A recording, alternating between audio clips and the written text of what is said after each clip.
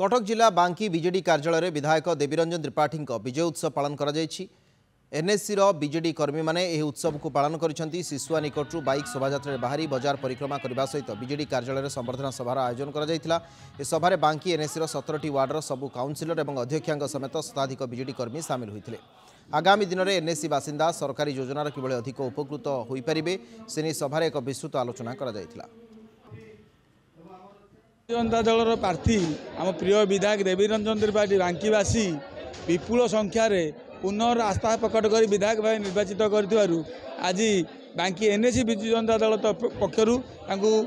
संबर्धना दिया विजय उत्सव पालन करने सहित बांकीर समग्र जनसाधारण को कृतज्ञता जनाऊला। आगामी दिन में लोक मान उपयुक्त सेवा देवु लोक मान निकटतर रहबू साधारण समस्या सहित लड़ू विधायक देवीरंजन त्रिपाठी हाथ मुठा को टाण कर विजु जनता दल को पुणी 1 नंबर कर आगामी निर्वाचन प्रस्तुत होगा आज कार्य आरंभ करने निष्पत्ति कर।